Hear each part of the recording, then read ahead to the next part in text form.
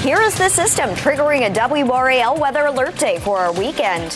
Who could see damaging winds, an isolated tornado, or flooding? All time out, what to expect. Saving St. Augustine's, the community rally being held tonight to support the troubled university and what alumni say they need the most in this crisis. And Duke superstar goes down. The injury that took Cooper Flagg out of today's game and his chances of playing any more in the ACC tournament. We are all about helping you plan ahead, and that is why we are starting our newscast with a warning for you for this weekend.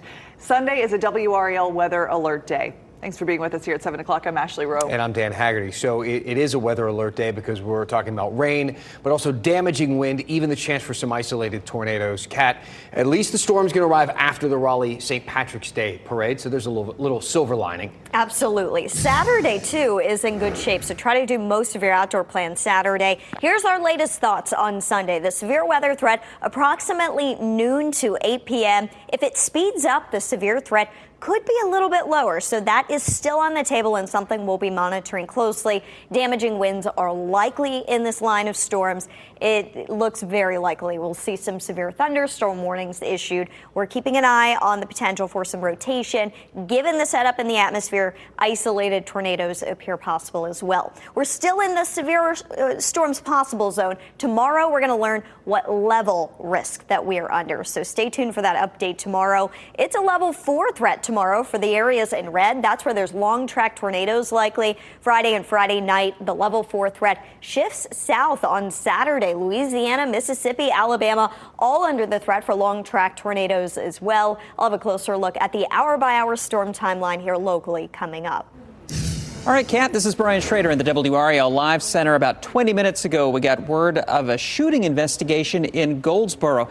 This happened around 3 o'clock this afternoon on Royal Avenue near North Jefferson Street. Goldsboro police said they got a shot spotter alert, and when they got to the scene, they found 38-year-old Martin Stewart suffering from gunshot wounds. At last check, he was at UNC Health Wayne in serious condition. At this point, no arrests have been made. Goldsboro police say this is still an active investigation. Okay, keep us updated, Brian.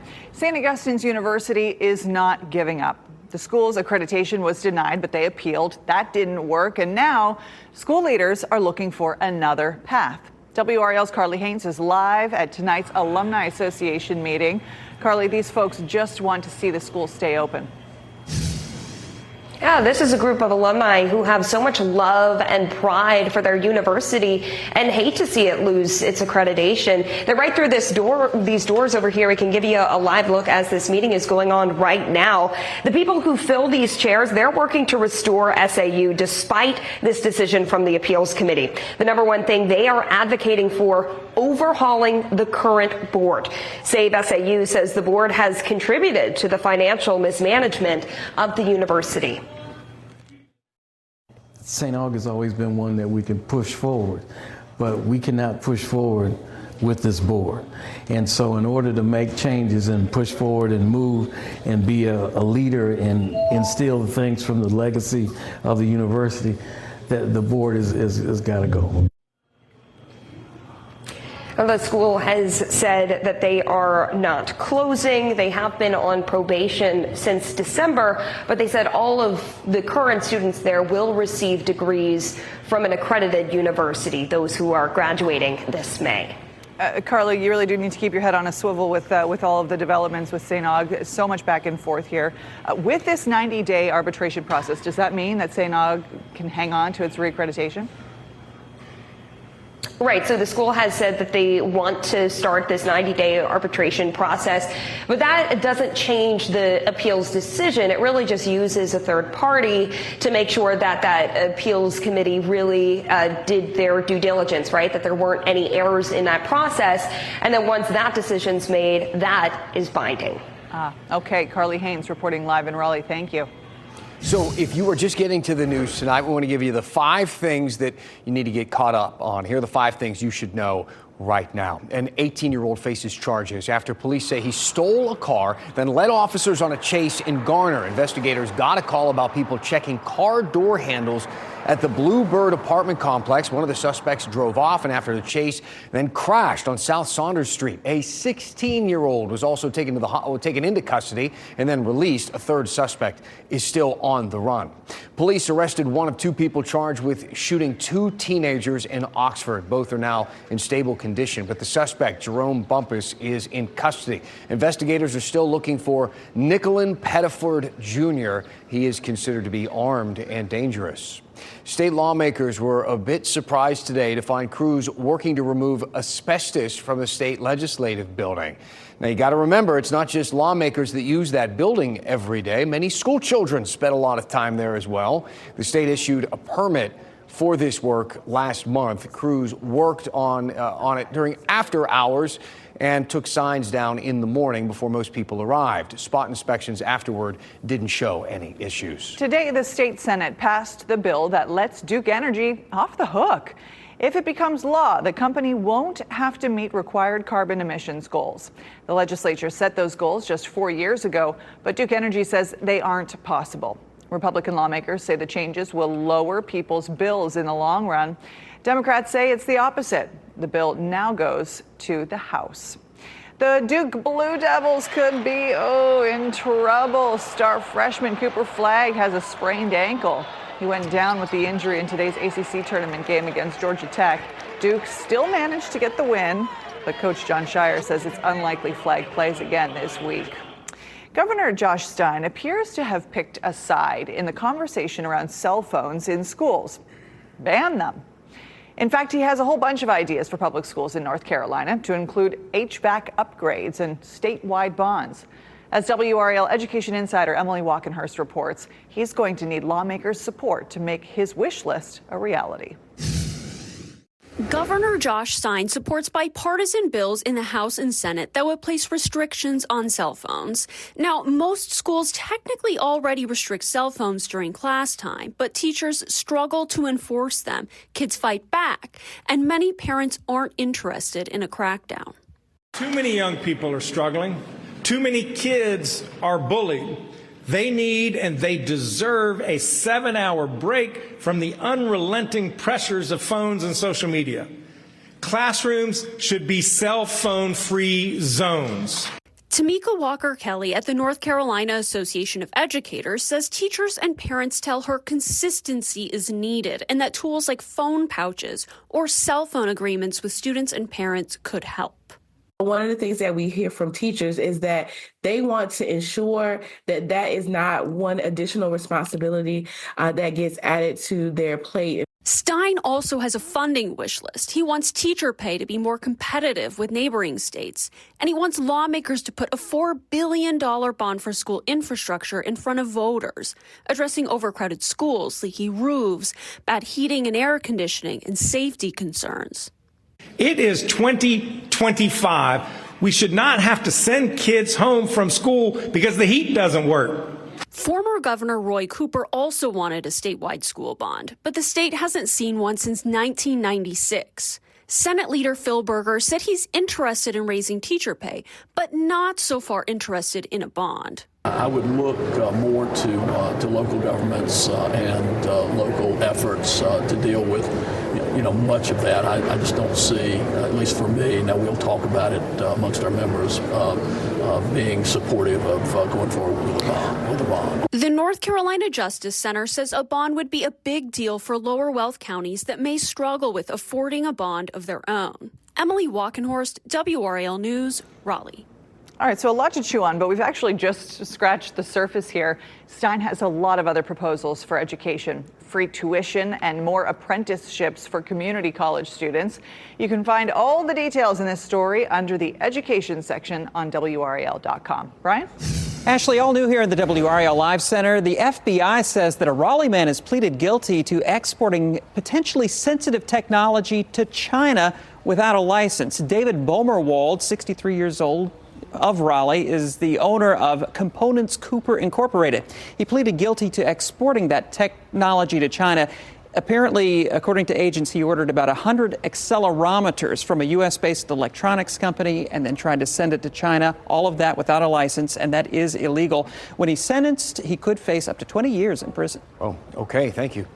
The North Carolina Supreme Court race still is not over, and the legal case around it still is not over. Now both candidates are saying that they are receiving threats. Both sides have been talking to WRAL's state capitol team, so we too will chat with them after the break. Plus.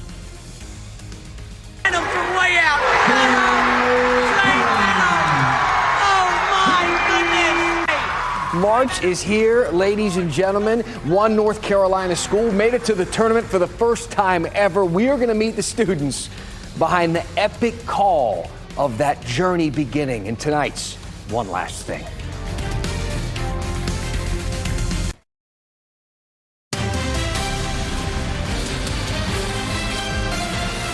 Those 700 votes still separate the two candidates for a spot on North Carolina's Supreme Court. Now, if you watch WRAL often, or you have the app, then you've heard about this story. Republican Jefferson Griffin, who you see there, wants to throw out around 60,000 ballots to make up the difference. Many people are upset about his efforts to do this, but some have taken it to a whole different level. Earlier today, I spoke with WRAL state government reporter Paul Spey about the reported threats being made to both candidates. Joining me now is WRAL state government reporter Paul Spey. So this state Supreme Court race right now, uncertified still. The legal case is ongoing. In the meantime, we have seen a lot happen. We've seen protests, and now marshals for the court are investigating reported threats. So Jefferson Griffin put out a statement about this. Can you walk us through it a bit? Right. So it comes up now because the Griffin family feels like protesters, opponents have crossed a line. They say that there have been letters sent to their house in eastern North Carolina, and it comes at a difficult time for them. They said in a statement today that last month, Griffin's wife, who was 23 weeks pregnant, gave birth to an infant that later died. So this is a really rough time for them. And they said that even after that, even after going through that terrible experience, they're still continuing to get threats in the mail, at their personal home, not just, at Griffin's office or something, but they feel like that crosses a line. And I can read you some of their statement. Unfortunately, for months, the Griffin's young family has been subjected to personal attacks, targeting them at their home, a tactic that they say has become all too common in today's angry and polarized political environment. We respectfully ask the perpetrators of this relentless harassment campaign to end. Certainly a very terrible time for that family, a very sad event for them to go through, and all the stress combined with this high-profile case. Of course, there is another person involved in this case as well. Riggs, is she getting any type of threats? Have we heard any reports on that side of things? We reached out to her today, and her campaign spokesperson says that they have received threats before. It's, as Griffin's statement mentioned, becoming very common for people in these elected positions to get calls, emails, things of that nature that threaten violence. What happens next? Because, of course, this case will continue. Both of these people continue to be high-profile, judges or candidates to be judges. What happens next here? Right. So we've been waiting almost, I think, 4 months now. The election was, the second week in November, and Griffin challenged about 60,000 ballots in this race. And so it's been ping-ponging around in our court system, and we're waiting on the Court of Appeals to order oral arguments in this case. So that's what's next. We're waiting for a resolution so they can eventually certify the results. All right, and we will be paying close attention, of course. Paul, thank you. Thank you. What an unfortunate development in that ongoing story. Let's get over to Kat now, because we've got that WRAL weather alert day on Sunday with the possibility of some storms and kind of rough weather, Kat. We want to give you an early heads up on this. We've been talking about it through much of the week, but we did decide to move forward with the WRAL weather alert day. The timing right now looks like it would be around the noon to 8 p.m. time frame. That could still shift around by a couple of hours, so stay tuned for updates as we get closer. Damaging winds will be the #1 threat. Isolated tornadoes and some localized flooding possible. And this includes most of North Carolina. Because I say most of North Carolina, that does not mean that most of North Carolina will see a tornado move through. What this means is that everybody has a pretty uniform threat of seeing those types of severe weather. Looking ahead, Saturday doesn't look all that bad. I lowered rain chances to 20%, so at least one day this weekend looks good. 82 Saturday, 76 on Sunday. And Sunday's storm chances hour by hour, about 30% at 8 a.m. That chance going up by noon to 60% and a 90% chance during the afternoon and early evening. Here's the next weather maker right now. It's really going to start to come together late in the day tomorrow. By the time it gets here, bringing half an inch or 3/4 of an inch of rain to the area. Let's talk about the drought status. This was updated today. We got the new map in. Abnormally dry conditions for the triangle here in yellow, and in the tan, that's where we have a moderate drought ongoing. This includes Fayetteville, the Sandhills, areas east of I-95, Rocky Mount, Wilson, Goldsboro. You're included in that as well.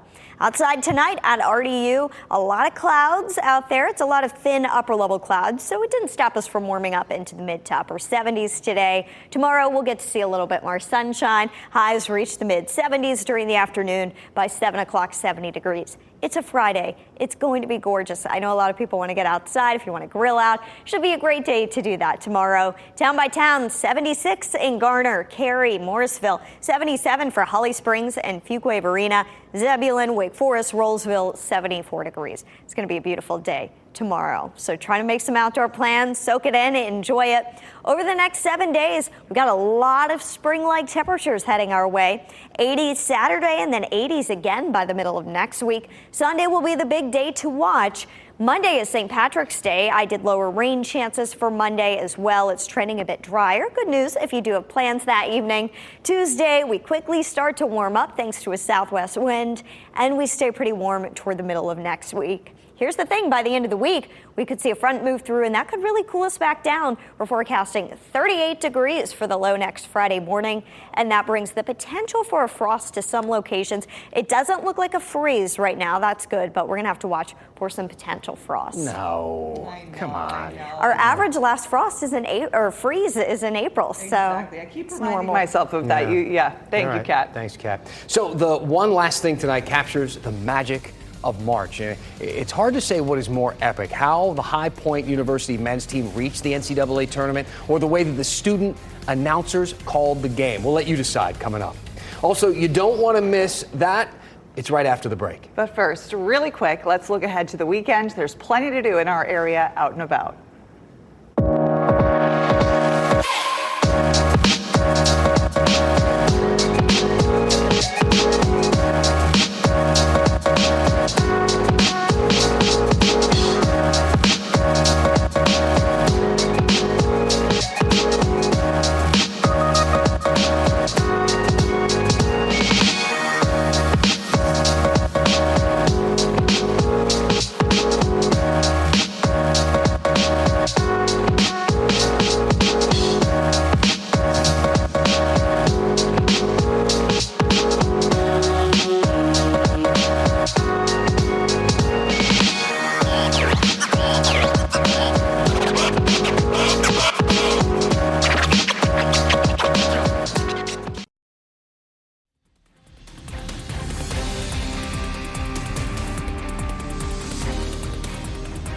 All right, our one last thing for you. You know, we are already feeling the magic of college basketball in March. The High Point University men won their conference tournament, overcoming a huge deficit, putting their team in the NCAA tournament for the first time in school history. What a game. What a game. And to cover a game like this, you got to talk to people. You could talk to the players. You could interview the coaches. But if you really want to get a sense of the excitement, you should talk to two journalism students who called the game for the school radio station. Listen here. But he fights back for his own rebound. Benham from way out. Trey Benham. Oh my goodness. Trey Benham, full court, coast to coast. Oh my goodness. Oh my goodness.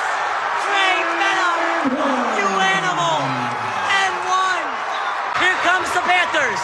Pettiford, kick out. Theum, three. I love the shirt grab. I love the whole thing. I love the you animal. I'm stealing that.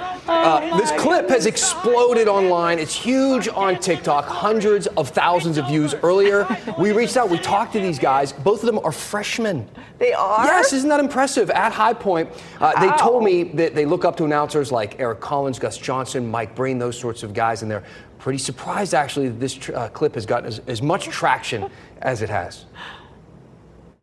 I have it being played in my classes now. My professors are analyzing, what happened, and I'm sitting there like, that's me up there. I don't know what to do. We've been texting back and forth the past couple of days. I mean, again, we really did not expect this. We're just college kids, just trying to become, the best we can be, and especially going viral for something that just happens off camera all the time, like anything. It could be playing pool with your best friends and watching a college basketball game. It's the same way. It's the same reaction. So it's definitely surreal. Definitely wasn't expecting it. But there's probably no one I'd rather go viral with than this guy right here. I would love to play even more of that. I wish we had more time. They're so likable. They work. Even in the interview, you can tell they partner up so well together. They seem like really good friends. And they're freshmen. Yeah, they're impressive. So impressive. Do you remember what you were like as a freshman broadcaster? I didn't even like the sound of my voice on the answering machine at that age. And they are have just confidence and swagger. Crushing it, yes. Look for them on social media. And when they play in the tournament, trust me, I'll be watching them. Yeah, I'll be watching them call the game. Yeah.